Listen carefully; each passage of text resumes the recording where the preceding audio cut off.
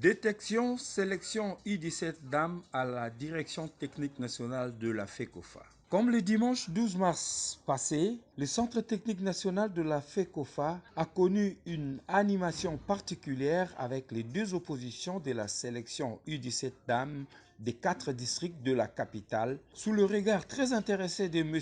Étienne Sokeng, expert consultant de la FIFA pour la zone 4 de développement FIFA Afrique centrale, en séjour de travail à Kinshasa depuis le jeudi 16 mars dernier. Il vient du Cameroun. Revenons aux résultats de Kinkoli du dimanche dernier. La première rencontre, Lukunga Moamba a connu la victoire des filles de Lukunga avec les signatures de Rebecca Tembo, Divine Bagouma et un doublé de Cynthia Mouchia pour les jeunes filles de la Lukunga. Benuto Moussangu du Moamba a scoré pour l'honneur, score final 4-1 en faveur de la Lukunga. En deuxième match, la sélection U17 dames de la Funa n'a résisté qu'une seule mi-temps face à celle de la Tchango.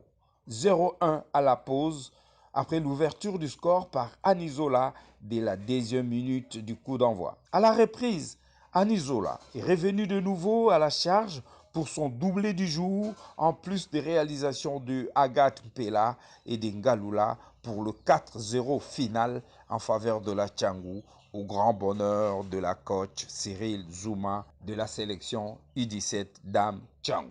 Au terme de chaque journée, il faut retenir qu'il se tient toujours une séance d'évaluation sous la supervision de la direction technique nationale de la FECOFA. Cette fois-ci, c'est le directeur technique national adjoint Joseph Moulamba Moukiba qui l'a présidé et qui nous ont fait une restitution sommaire de leurs échanges.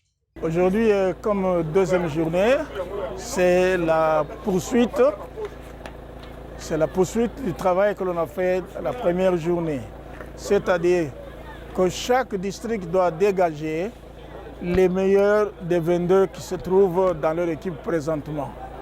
Et à chaque semaine, nous retenons un nombre de joueuses qui sont retenues pour qu'au plus tard, à la 4e semaine, nous puissions avoir les 22 dont on a besoin afin de constituer la première sélection provinciale qui va s'entraîner au centre technique de perfectionnement. Nous avons prévu un programme au début, comme c'est un travail du début.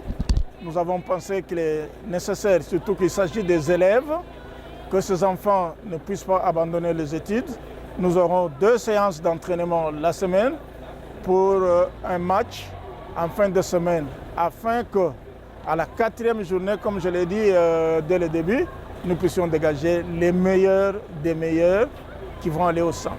Ça a évolué. La semaine passée, il y avait beaucoup de joueuses qui venaient des différentes équipes.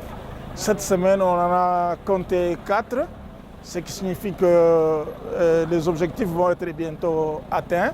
Les détecteurs ont compris qu'il s'agit ici d'engager non pas seulement des joueuses qui jouent, mais plutôt des joueuses qui ne connaissent pas le football, mais qui ont des prédispositions techniques afin de les travailler.